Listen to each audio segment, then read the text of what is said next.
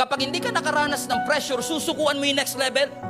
Ibig ko sabihin, every trial, every problem, every challenges is an opportunity to grow. Every problem, opportunity para mag-cleansing. Every trial, opportunity para mag-detox.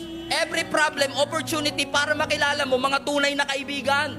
Every heartbreak, opportunity para makita mo yung worth mo, yung value mo. But listen to me.